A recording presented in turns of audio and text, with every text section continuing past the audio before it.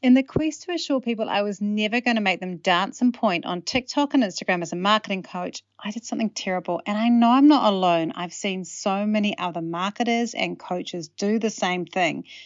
But I made it sound like there was something wrong with doing that stuff. And of course, there isn't. In fact, some of my biggest reels have involved me dancing and pointing at words that appear on a screen. What I should have said, and what I say now, is that you never have to do that. But if it's your style and it's how you best fit as a content creator for your business, then let me show you how to do it in a way that brings you your ideal customers. The truth is there is no one best way to attract your ideal clients, and you need to avoid marketing coaches and marketing strategists that tell you there is only one way to do it, because you need to know what style fits you best. And as a content marketing coach, my job is to help you find your style and grow into it, not make you a carbon copy of me. You might never point and dance in a video. You might never use a meme or share a witty quote. Alternatively, you may never talk straight to a camera. You may never do a how-to video, and you may never talk politics on the internet. As business owners, we don't need to consider ourselves a full-time content creator, but we do need to work out what type of content creator style fits us best and best fits our business. And you know what? We need to stop judging people with a different style or telling people there's only one way to get it done.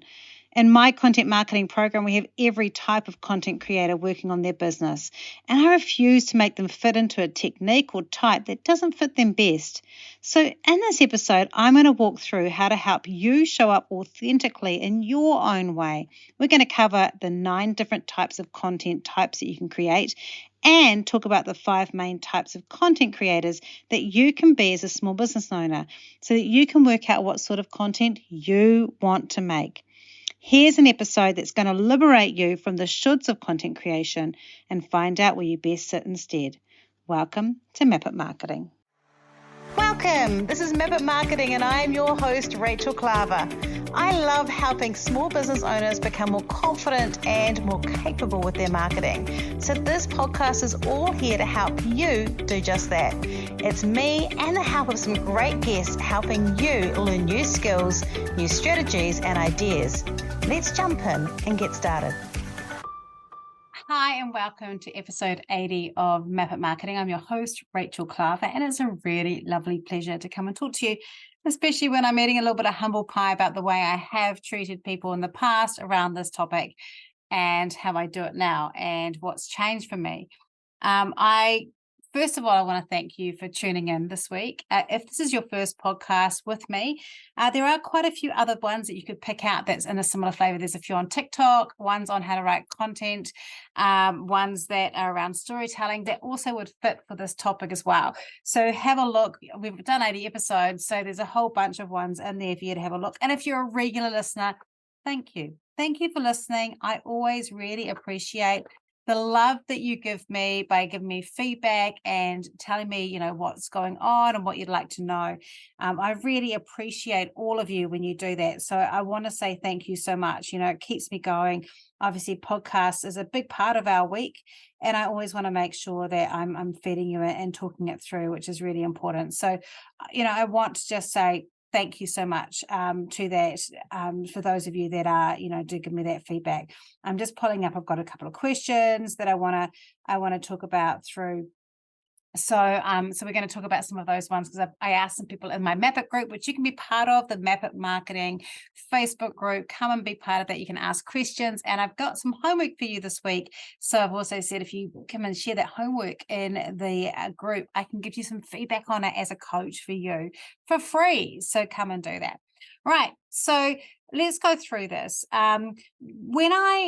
When Reels first appeared and videos started appearing, I definitely could see a lot of hesitation around people using them. And there was a lot of people talking around things like, people are using these trends and what's going on here, and lip syncing and pointing and acting and all that sort of stuff. And I joined that bandwagon. I'd go, oh yeah, I think they're pretty dumb too. How pathetic is this? But you know what? I enjoyed watching a lot of them, and I'd find myself watching them. And I saw some of the people that were also saying it, also reacting to some of those posts. And so sometimes what we say we do and what we actually do are two different things, which I think is really important. But what I think that happened is that created this kind of feeling that if we do want to do those things, that somehow we're not being serious about our business. And I've seen people who go, I'm not going to do video, I'm not going to do trends, I'm not going to do pointing at stuff or dancing because I'm a serious business owner. Well, let me tell you something. I am a serious business owner too. I take business very, very seriously. I love making money. I love working with my clients, not necessarily in that order. Yes, in that order. I love working and seeing the light go on. I am serious about what I do, but I will use unserious ways to make that happen if I need to, because that is who I am. It doesn't mean you have to be, but that is who I am. I felt too old. I felt too old to have to kind of learn this new way of doing things. I felt like the transitions were hard. And, back then, you had to have a pretty high level of, video knowledge. And it was like, just felt too hard. And I also felt like the standard, and I say this to clients all the time, our standard for content creation has really, the bar just keeps on raising, and it's stressful. It's not just video. It's doing carousels and longer captions and all that sort of stuff. And it's hard work trying to fit that in with everything else. And I feel like, when I asked my group, Alison, who's one of my coaching clients, she said, I feel like I don't have the variety of posts I need. And I worry about the words and they won't be the right ones. We have this expectation or stress around that. Alicia in the group talked about how, if we're unique, and I know it's meant to reflect who I am, but what if what I am doesn't sell stuff, and how is it going to work? And I really think that that's the thing that's happened, is we often have the self-doubt around it. And people like Person, who's also another one of my clients, who's got a podcast with me next week. She's amazing. Have a listen to her next week. She talks about, do I have to really do like this 10 slide carousel? Do I have to do all this stuff when I could just say it in a simple post? Why am I having to do all this extra type of content? Do I have to be doing the stuff that takes a lot of time to do because I'm time poor? And some of us are really time poor and some of us are not. And so what happens is that we need to find the style that works for us. I knew that doing all those transitions, like making sure everything was perfect. I've got a colleague, Tony, she's been on one of my podcasts before, and she talks about using reels, and she's a master of transitions. She might be listening, if she's listening now. Hi, Tony. I wanted to nail them, but they weren't my thing. They're her thing. It's very easy then, if it's not our thing, to poo-poo it and go, when we don't actually see the merit that it's got. And I think that there's this danger that we judge stuff that we think isn't great just because it's not our thing.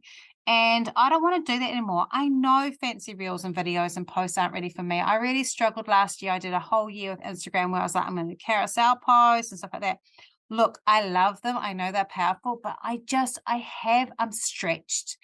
And so, I've got colleagues like Sarah Galbraith, and she does amazing carousels, but she doesn't do them all the time, but she'll put this effort in, and they're beautiful, and people save them because they're gorgeous. But for me, I don't want to spend hours on a single post in a video. My style is I don't want to do that stuff. Other people's style is they do. Both are good. Both are important. Both are different types of content creator. And I think this is really key. I personally prefer volume over quality, mainly because I've got a lot to say. I've got ADHD. My brain goes all the time. A lot pours out of me. And some of my clients prefer quality over volume, and that's also okay. I've got clients where they've got like a high-end retail store, and for them doing 3 beautiful posts that are gorgeous and aesthetically gorgeous fits. I was talking to someone recently, and they're a designer. I've got a client who's part of our group who's a picture book writer. They're an artist. They want to show their beauty and the gorgeousness. I don't want them churning out lots of content. I want them creating smaller amounts of beautiful content because they're a different kind of creator. We're all different. And I'm going to share with you the 5 main types of creators so you can work out which one you are. Most of us are a blend, but you can be out and out one particular one. And I think this is really important. Now, when I say that I prefer volume over quality, I'm not saying that I want to have low quality stuff.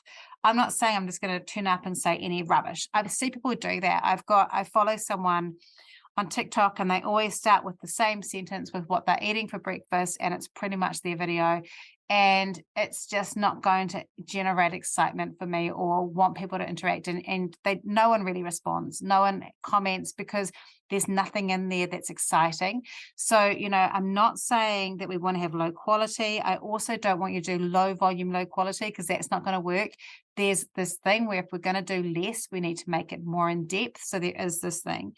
But we want to make sure that we think about making it simpler, as simple and as right for us as possible. So like even with my low quality ones, what I normally mean by low quality is that it doesn't have lots of scenes, it doesn't have lots of transitions and complexity. I might not have many costumes. Hilariously today, I've actually done a reel, and I might, if I remember, I'll link to it in here, I'll pop it in for those of you that receive my Substack newsletter. I'll pop a link of it into there so you can see it. I did one with 4 costume changes, but it literally took me 15 minutes to do. So it wasn't like a big stress. And, we want to make sure that if we're going to add complexity, that we make it something that's achievable for what we do. So what we need to do first is we need to start thinking about what our authentic self is, because the days of highlight reels on social media are over. People don't want that. People don't want this glossy picture. People want an authentic glimpse into who we are, no matter what style of creator we are. They want to feel like they're connecting with a real person. We want to focus on relatability over everything else that we're doing, no matter what type of content creator we are as a small business owner.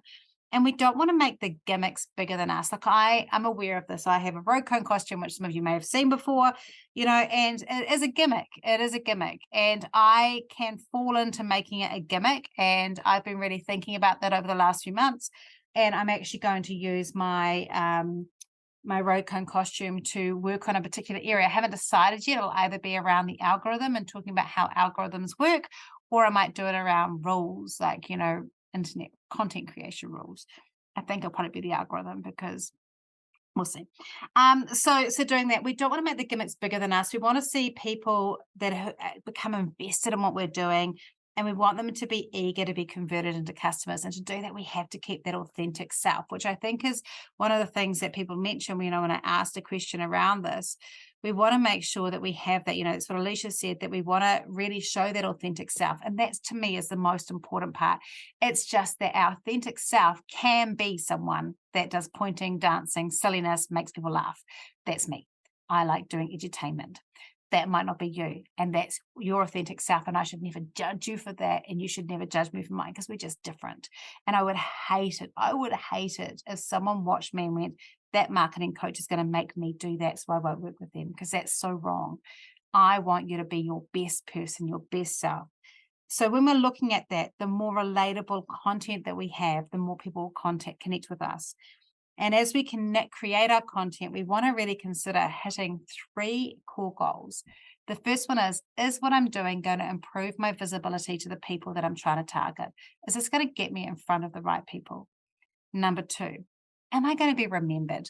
Is my content something that's going to strike deep and be remembered by people so that they'll come back to me again? And the third one is this going to help people trust me more? Because with those 3 things, that's how we lead them. That's the like, no trust. The like is will it improve my visibility? The will I be remembered is knowing them. And then the trust is, will it help people build trust in me? So if we're not focusing on thinking about that, it makes it really hard for us to move forward. So there are lots of different types of content, and the ones that fit into your content type of creator will vary. So I've got this system. I've got 9 types of content that you can create, 9 sorts of content. So what I normally recommend you do is you pick a topic. I'm going to go through these 9. I want you to write them down. If you don't have a pen, or if you're out for a walk or something, maybe just make a note of where this is so you can come back and listen, so you can write these down, or pull out your phone. That's what I do on a walk. I just make a note. But what I want you to do is I want you to pick a topic that you know really well, that's got quite a bit of depth to it, and then try making as many of these different types of videos or content with this content to see which ones resonate with you. I did this process myself and discovered a few that I had not really used before. And I definitely also tried ones that didn't fit me. For example, we're going to talk about ranting. It doesn't really fit for me occasionally, most of the time. Sometimes it does, but most of the time it doesn't. I'm not really a ranter. I've sounded a bit ranty in this podcast, but normally I'm not a ranter.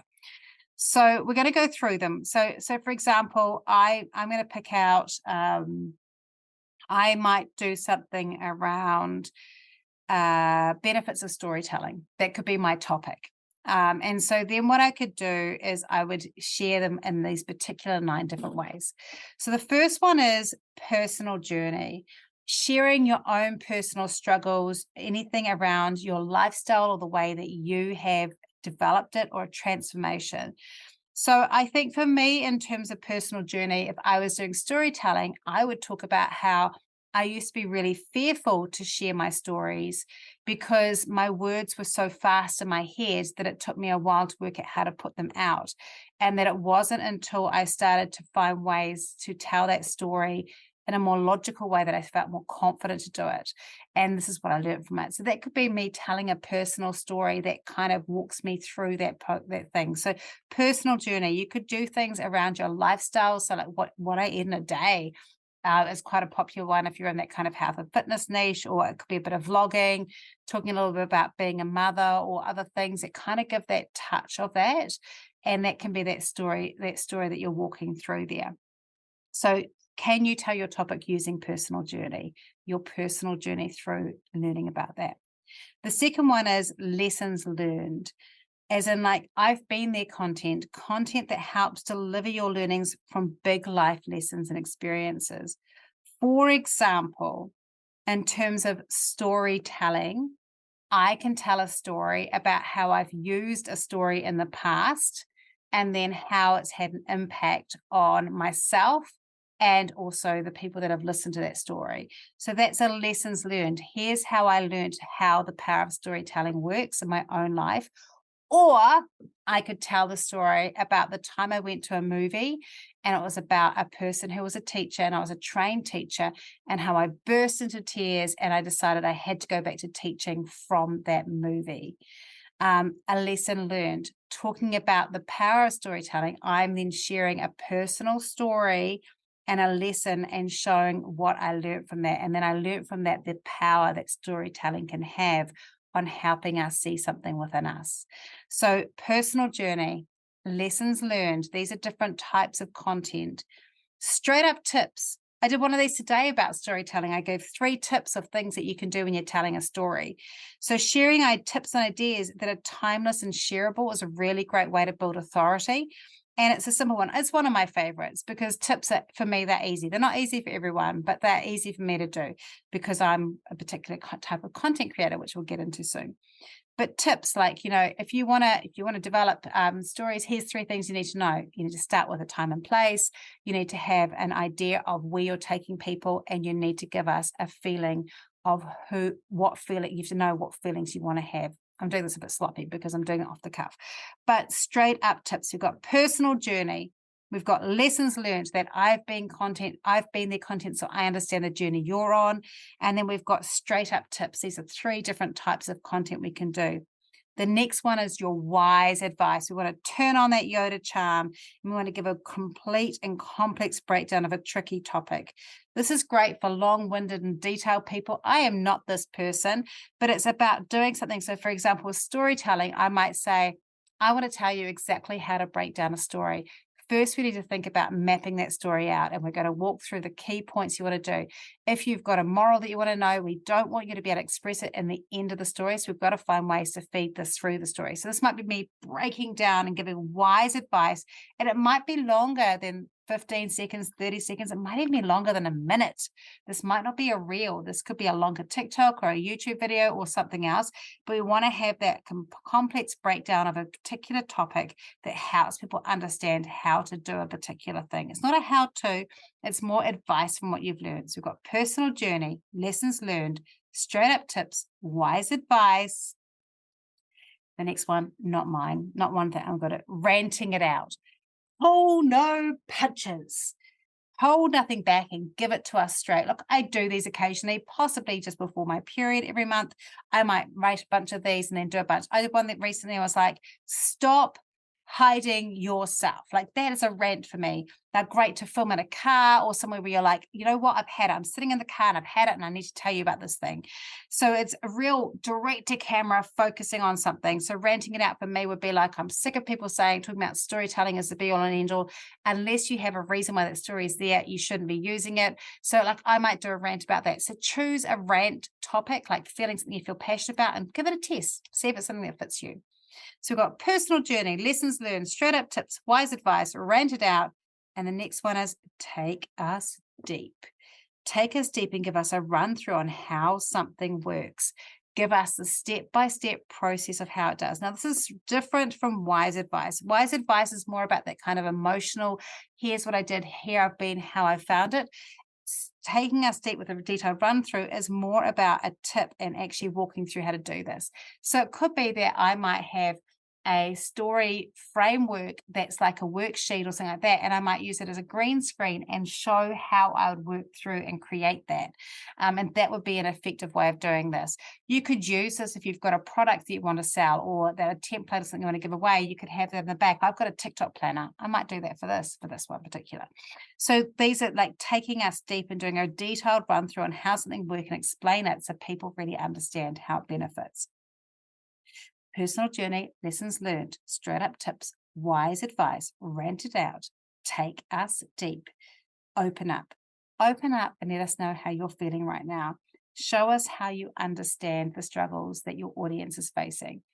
I've done this a few times, often when I just don't feel like creating content or when I've told a story and it hasn't worked. And sharing that. So I could talk about how I've told a story and it's been misunderstood, or I told a story and it just didn't work the way I did, and this is why. So opening up and how you're feeling, that emotional response can help really connect with your audience. So opening up and being more vulnerable can be a useful tool here. Our next one is embracing the artist. This is one I'm not very good at.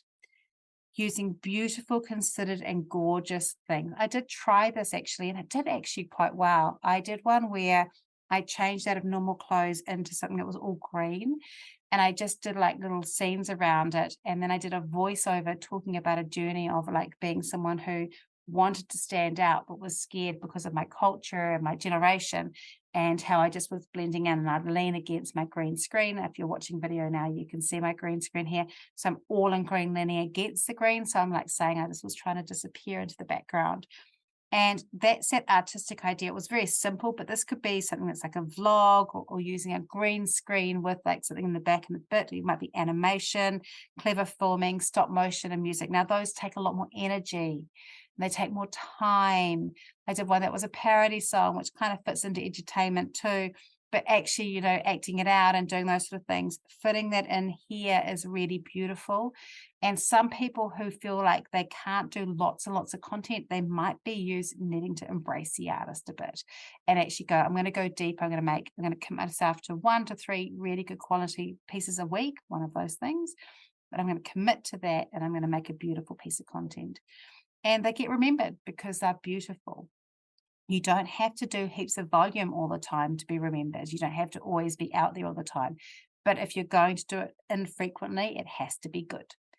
And then the last one is to make us laugh. You know, use trends, use memes to make skits, show your imperfections. And I love doing this. I pretend to be my husband. I have a filter I use, which is quite funny. I also, I pretend to be my husband. I have a t-shirt and I use a filter to pretend to be him. I have dress ups. I fool around, and I think that is part of who I am and how I feel comfortable.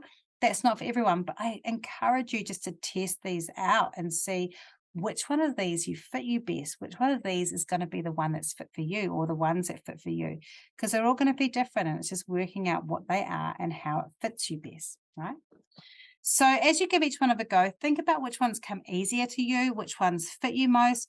Look, you might need some skill development to get some of these ones right, and really which ones that aren't you. So rants and that are embracing the artist don't tend to fit me at all, but they do fit some of my clients. This can help you work out what type of content creator you are for your business. So there are 5 main types of content creation. Boy, am I making you write notes today, aren't I? So you can be one of these, or you can be a blend of the two. And more than that can tend to get quite confusing. So obviously, you could sometimes do some of the other ones, but the algorithm and your audience are more comfortable if you tend to stick to one to two of these things. And I struggle with this because I'm always experimenting and design and trying new things out. So that makes it hard. But the first one is strategists. It's perfect for strategists, funnily enough. And people that work with service providers, you have lots of experience in your field, you might love teaching and lecturing, you're considered an expert, and you're really good at breaking down, say, ideas. You don't tend to like long-winded rants. So this is where I kind of go, I think I'm a strategist. You don't like getting too personal. And I actually don't like getting too personal. And you don't want to keep it all just pretty simple and shallow. You want to go deep on some things, and you want to just explain some quite complicated concepts and help people understand those complex concepts in a simpler way. If one of the ones for me would be strategist. I look at some of these other ones and I go, I want to be that. But actually, when I look at it, I go, I think I'm a strategist. I have it with something else, though, which is number 5. So the first one is strategist. Are you a strategist? Do you think that's you?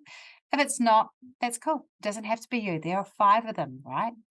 The next one is a lived mentor. And some of my clients are this. You're a future strategist potentially. You are a relative beginner in your field, or you want to act like a relative beginner.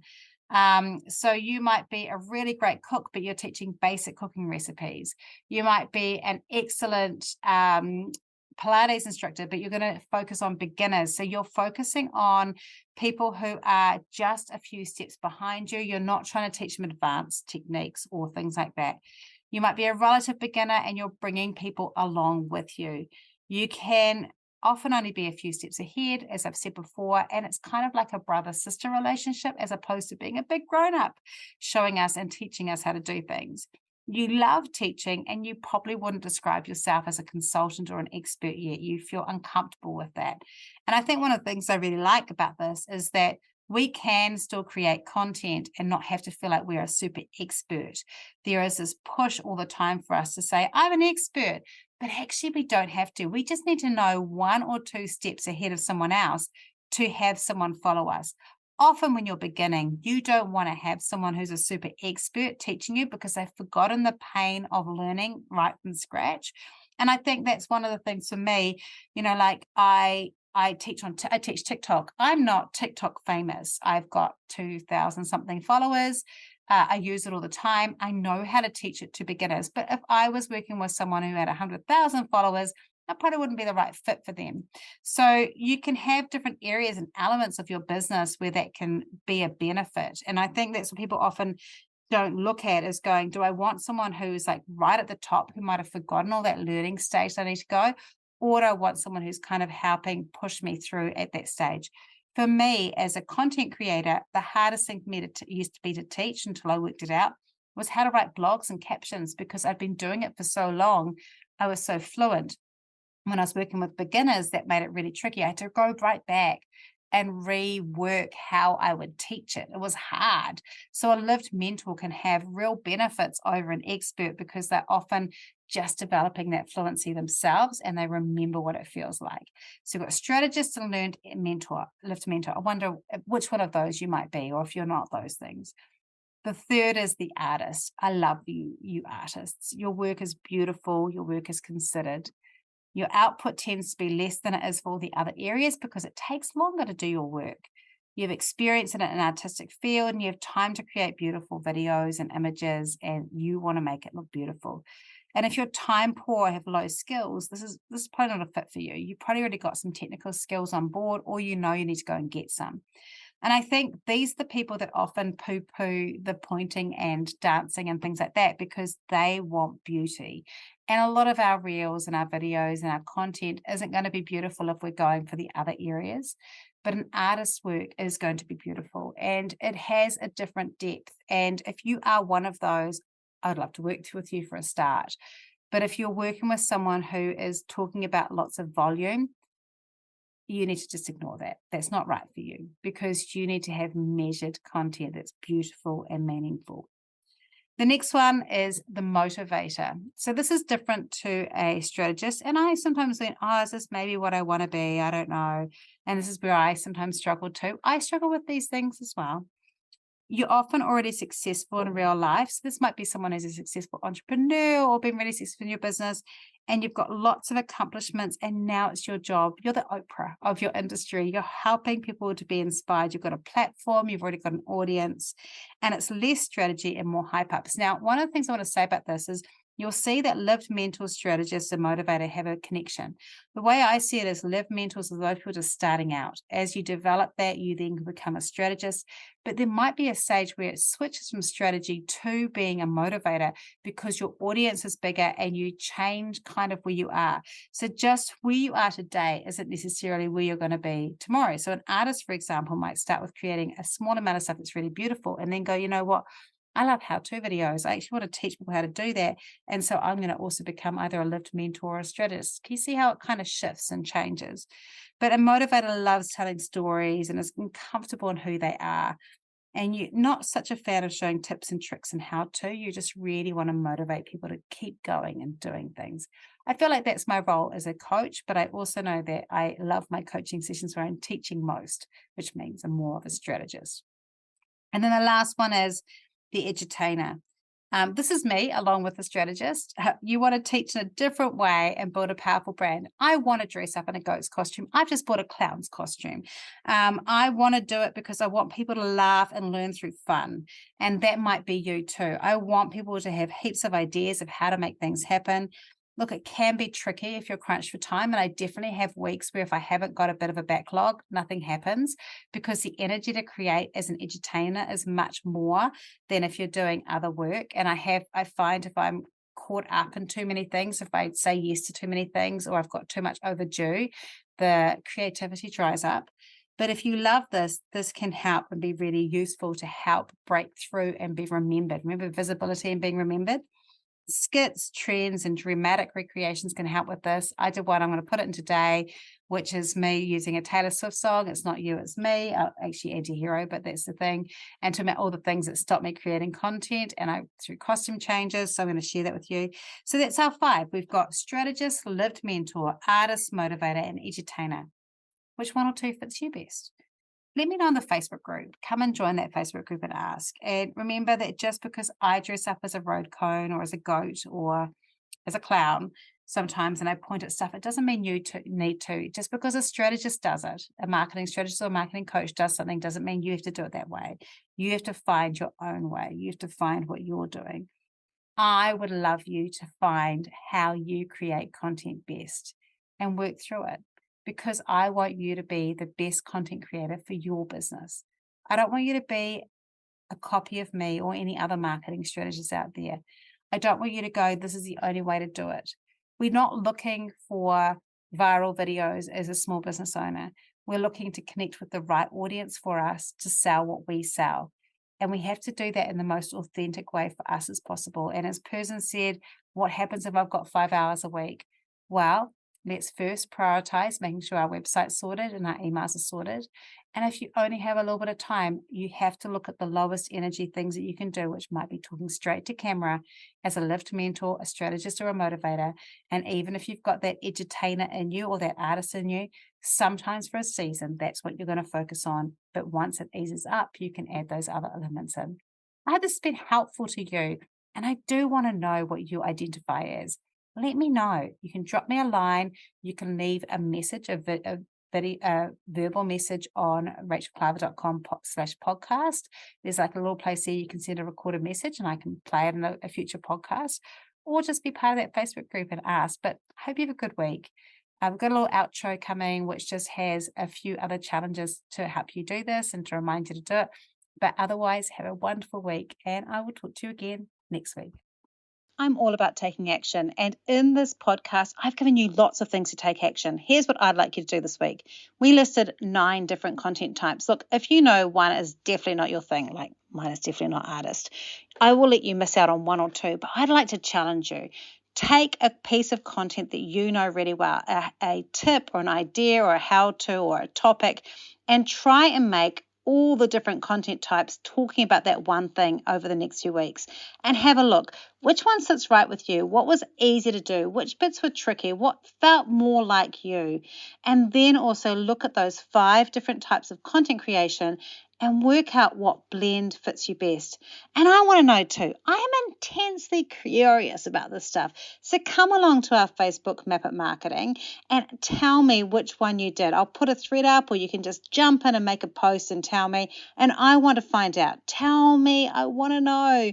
And I hope this has helped you. I hope it's liberated you. It's given you excitement. I know that when I started to realize that I had full poetic license to dress up in a goat costume, my rokon costume, and have a lot of fun as a content creator, that liberated me.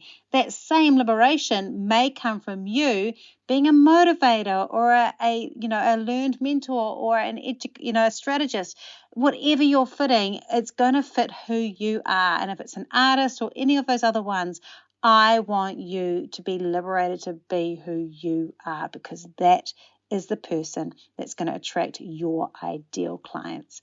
If you've enjoyed this podcast, I hope that you rate and review it so that other people can know that it's great. And I'm really looking forward to sharing with you a story about another business owner next week. We're talking to Persin Patel, who's one of my coaching clients. She sells beautiful Indian spices, and she is really brave and amazing with her own content making. So we're going to listen to her and learn from her. And until then, have a great week.